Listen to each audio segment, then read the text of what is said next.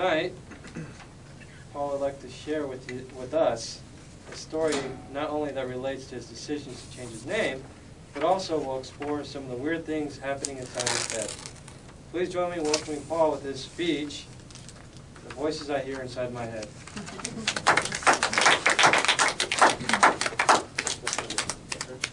Yeah? Great. Oh, no.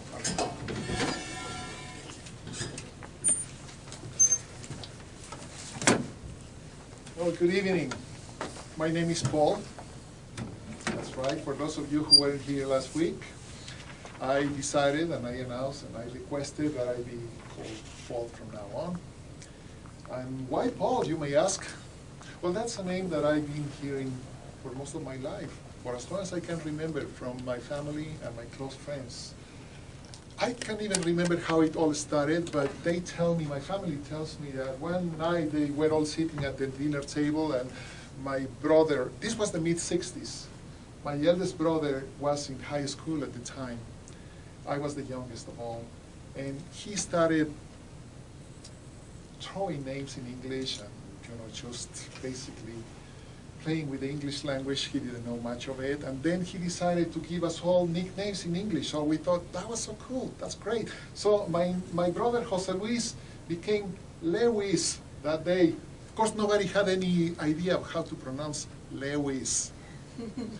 And so he became Lewis for the rest of his life. We didn't know that. And my other brother, Jesus, he became Chubby after Chubby Checker. Would you believe it? They all say Chubby Checker in Mexico. So he became Chubby after that.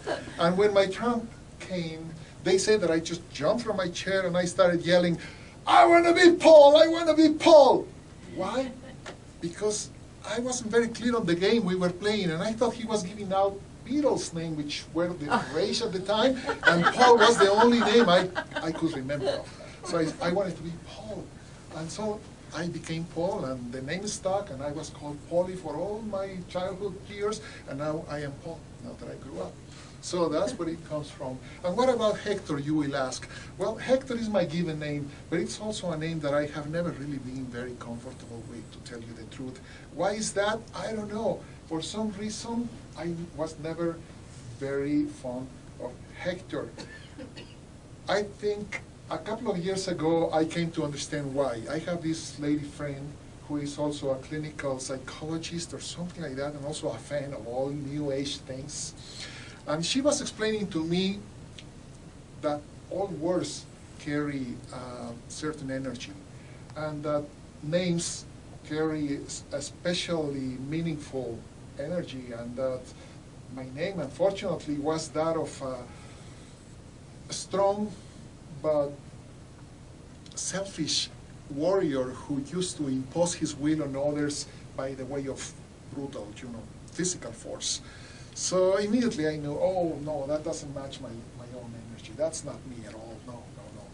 But then, after some reflection, I started wondering, why then do I hear, all of my life I've been struggling with these voices inside of me that are kind of mean, and sometimes they are really selfish, and they are dark, and just like the one she described. And I said, maybe after all I am Hector, but I am so ashamed of myself that I desperately trying to become someone else. She said, well, it's probably more complicated than that. To me, you are Hector, you are Paul, and you are probably a bunch of other people who live inside of you and you don't even realize it. How can that be? She said, we all hear all these voices all the time that come from residues from past experiences in our lives that stay with us forever. And these experiences, the good ones, wonderful experiences that we have in the past, and also the hideous ones, the ones that traumatize us, they stay with us, and we just don't acknowledge them, but they start growing inside of us, and they start getting a life of their own. Eventually, they are like entities trapped inside our bodies, and they are trying to call our attention. They are trying to express themselves. They are trying to help us in a way, to guide us, to keep us from committing the same mistakes from the past.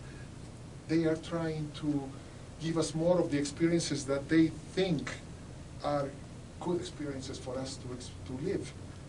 So they are all good in their own way. They just don't know any better. Some of them sound really negative. Some of them sound really harsh and critical and judgmental and evil. But they are all good. They are all looking for our good. And the trick is to try to understand them, to become familiar with them, to be aware of them, and to let them flow and let them help us. Wow, I thought this was very strange, very weird, but I like what you are saying. So how can we do this? So that's when I agreed to sit in the couch of my friend for a few sessions of under these meditative states and heavy questioning. And in the end, we ended up identifying some of the voices that came from inside of me, which was really cool, I thought. Some of these voices in the beginning, they just were frightened voices. Some of them were really authoritarian. Some of them were really mean, and some were kind. But little by little, we started fleshing out all of these voices.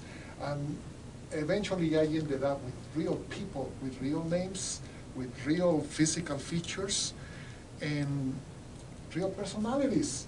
And I called them names, and I got to know them, and I got to speak to them, and to have dialogues with them, and to ask them, what are you doing? What are you trying to tell me? And expecting them to speak back to me. That was a very cool experience. That's how I got to know Hector better. Hector ran my life for such a long time. He was like the head of what my friend calls my life committee. He was the boss of everybody, but as a boss, he was really not very good. He was not a very good leader. He didn't really listen to what others had to say. He didn't care what others had to say. He just wanted to impose his will, like the energy of the name. And he was really not very good. He was kind of mean. He is selfish, and you will understand why I try to stay away from him as my front man. I love Hector, but he's not running my life anymore. On the other hand, I got to know this other guy called Emmanuel. And Emmanuel is a guy I love a lot. He's all about freedom. Freedom to be whoever you want to be, not what others think you should be. He's really independent. He's the guy who travels all over the place. He has a great curiosity and respect for the cultures of the whole world. And he's very much into meditation and all kinds of spiritual experiences. So he could very well be the antithesis of Hector. And these guys are constantly clashing because they are so different. And these guys make up a pretty good part of the diatribe that goes inside my head at all times. But there are a lot of other people in there too. I have this sickly child who's like 5 years old, who is always in pain and always in fear of abandonment. And there is also this other kid who is like 9 years old, who is all about joy and games and always laughing, and he's a great student and everybody loves him, his teachers and his friends, and he's a lot of fun. I love this little kid. It's called Nino. And unfortunately, I don't hear a lot about Nino because he says he tries to stay under the shadows because Hector and Eduardo don't like him.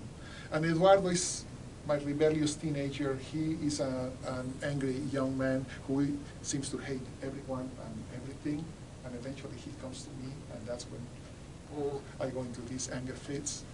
And so I have a whole bunch of people inside of me. Those are the voices I hear all the time. But you know what? Now I get to recognize them. I know their names. I know how to get to them. I know what are their weakest points. So they are not frightening anymore. On the contrary, I think they are my friends. And I can talk to them and have conversations, and all of them want only one thing, to make my life better, which is really great. They all have different personalities. Just when I thought I was stuck with this personality, I have now a plethora of choices. There is a whole world out there of possibilities for me because these people are there for me. And I love them, and I just hope that in the future I can be more understanding and more listening of them, and that I can take care of every facet of my life in a better way. Thank you for listening.